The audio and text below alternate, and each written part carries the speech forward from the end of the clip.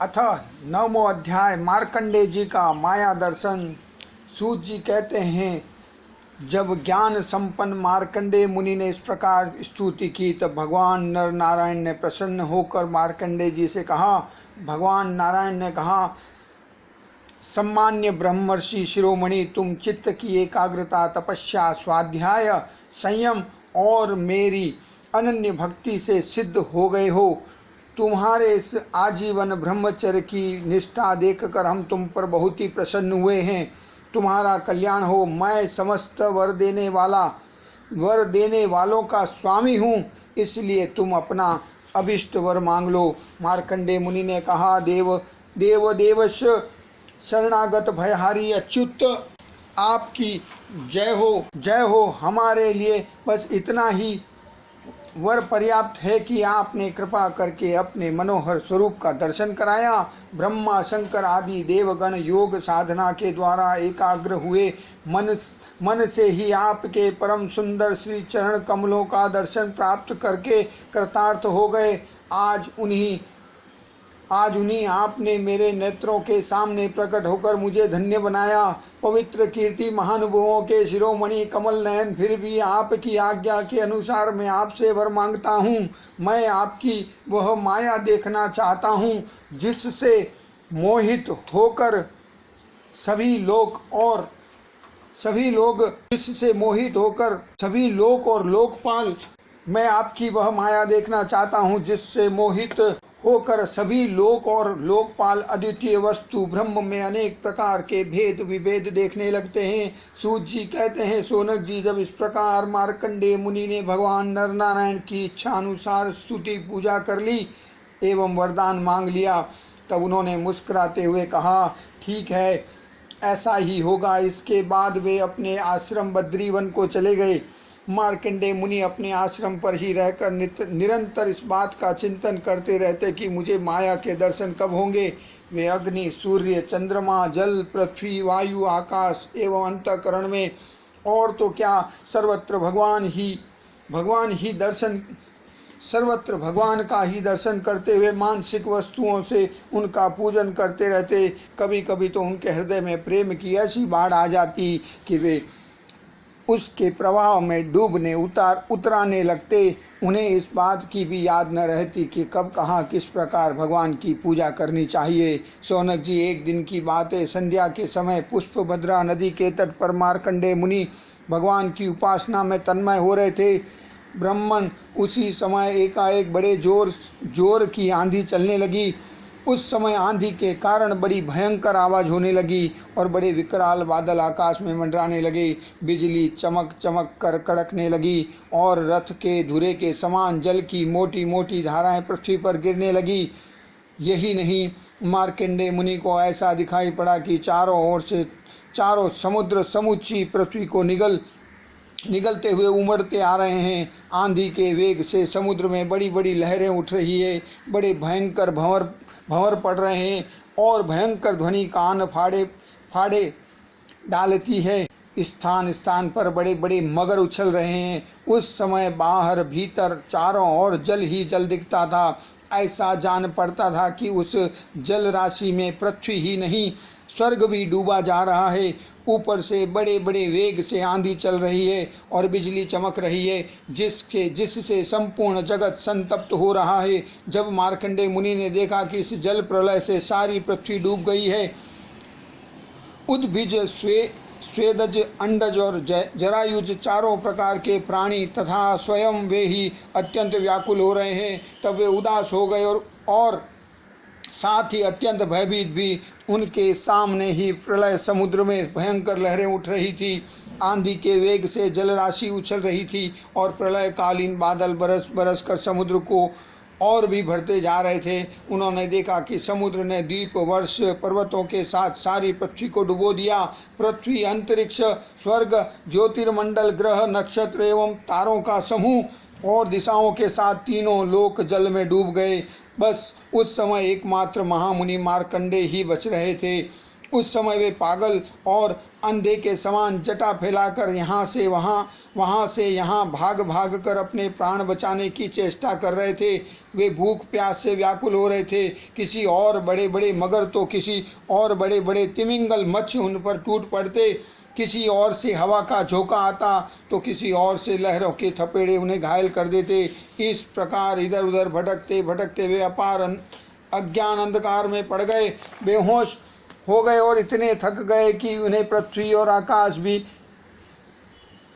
का भी ज्ञान न रहा। वे कभी बड़े बड़े भंवर में पड़ जाते, कभी तरंगों की चोट से चंचल हो उठते। जब कभी जल जंतु आपस में एक दूसरे पर आक्रमण करते तब ये अचानक ही उनके शिकार बन जाते। कहीं शोकग्रस्त हो जाते तो कहीं मोहग्रस्त, कभी दुख के निमित्त आते तो कभी तनिक सुख भी मिल जाता, कभी भयभीत होते, कभी मर जाते तो कभी तरह तरह के रोग उन्हें सताने लगते। इस प्रकार मार्कंडेय मुनि विष्णु भगवान की माया के चक्कर में मोहित हो रहे थे। उस प्रलय काल के समुद्र में भटकते भटकते उन्हें सैकड़ों हजारों ही नहीं लाखों करोड़ों वर्ष बीत गए। शौनक जी, मार्कंडेय मुनि इसी प्रकार प्रलय के जल में बहुत समय तक भटकते रहे। एक बार उन्होंने पृथ्वी के एक टीले पर एक छोटा सा बरगद का पेड़ देखा। उसमें हरे हरे पत्ते और लाल लाल फल शोभायमान हो रहे थे। बरगद के पेड़ में ईशान कोण पर एक डाल थी, उसमें एक पत्तों का दोना सा बन गया था।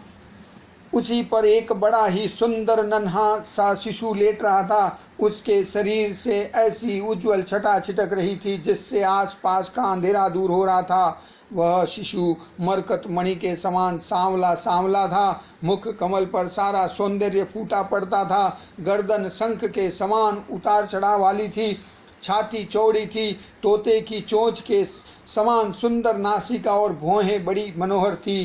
काली काली घुंघराली हल्के कपोलों पर लटक रही थी और श्वास लगने से कभी कभी हिल भी जाती थी। शंख के समान घुमावदार कानों में अनार के लाल लाल फूल शोभायमान हो रहे थे। मूंगे के समान लाल लाल होठों की कांति से उनकी सुधामयी श्वेत मुस्कान कुछ लालिमा मिश्रित हो गई थी। नेत्रों के कोने कमल के भीतरी भाग के समान तनिक लाल लाल थे। मुस्कान और चितवन बरबस हृदय को पकड़ लेती थी। बड़ी गंभीर नाभि थी। छोटी सी तोंद पीपल के पत्ते के समान जान पड़ती और श्वास लेने के समय उस पर पड़ी हुई बले तथा नाभि भी हिल जाया करती थी। नन्हे नन्हे हाथों में बड़ी बड़ी सुंदर अंगुलियां थी। वह शिशु अपने दोनों कर कमलों से एक चरण कमल को मुख में डालकर चूस रहा था। मार्कंडेय मुनि यह दिव्य दृश्य देखकर अत्यंत विस्मित हो गए। शौनक जी, उस दिव्य शिशु को देखते ही मार्कंडेय मुनि की सारी थकावट जाती रही। आनंद से उनके हृदय कमल और नेत्र कमल खिल गए। शरीर पुलकित हो गया। उस नन्हे से शिशु के इस अद्भुत भाव को देखकर उनके मन में तरह तरह की शंकाएं, यह कौन है इत्यादि आने लगी और वे उस शिशु से ये बात पूछने के लिए उसके सामने सरक गए। अभी मार्कंडेय जी पहुँच भी न पाए थे कि उस शिशु के श्वास के साथ उसके शरीर के भीतर उसी प्रकार घुस गए जैसे कोई मच्छर किसी के पेट में चला जाए। उस शिशु के पेट में जाकर उन्होंने सब की सब वही सृष्टि देखी जैसी प्रलय के पहले उन्होंने देखी थी। वे वह सब विचित्र दृश्य देखकर आश्चर्यचकित हो गए। वे मोहवश कुछ सोच विचार ही न सके। उन्होंने उस शिशु के उदर में आकाश, अंतरिक्ष, ज्योतिर्मंडल, पर्वत, समुद्र, द्वीप, वर्ष, दिशाएं, देवता, दैत्य, वन, देश, नदियां, नगर, खाने, किसानों के गांव, अहीरों की बस्तियां, आश्रम, वर्ण, उनके आचार व्यवहार, पंच महाभूत, भूतों से बने हुए प्राणियों के शरीर तथा पदार्थ, अनेक युग और कल्पों के भेद से युक्त काल आदि सब कुछ देखा। केवल इतना ही नहीं, जिन देशों, वस्तुओं और कालों के द्वारा जगत का व्यवहार संपन्न होता है वह सब कुछ वहाँ विद्यमान था। कहाँ तक कहें, यह संपूर्ण विश्व न होने पर भी वहाँ सत्य के समान प्रतीत होते देखा। हिमालय पर्वत, वही पुष्प भद्रा नदी, उसके तट पर अपना आश्रम और वहाँ रहने वाले ऋषियों को भी मार्कंडेय जी ने प्रत्यक्ष ही देखा। इस प्रकार संपूर्ण विश्व को देखते देखते ही वे उस दिव्य शिशु के श्वास के द्वारा ही बाहर आ गए और फिर प्रलयकालीन समुद्र में गिर पड़े।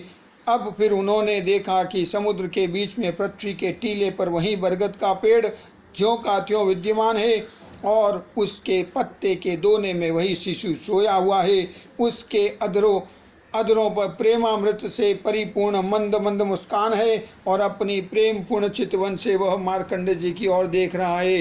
अब मार्कंडे मुनि इंद्रियातीत भगवान को जो शिशु के रूप में क्रीड़ा कर रहे थे और नेत्रों के मार्ग से पहले ही हृदय में विराजमान हो चुके थे, आलिंगन करने के लिए बड़े श्रम और कठिनाई से आगे बढ़े।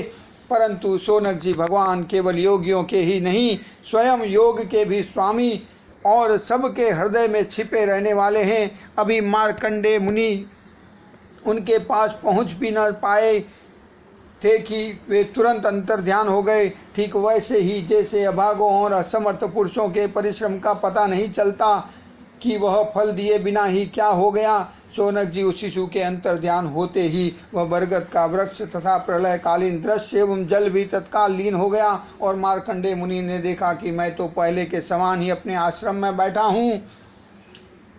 इति श्रीमद्भागवते महापुराणे पारमहंस्यां संहितायां 12 स्कंदे माया दर्शनम नाम 9वां अध्याय।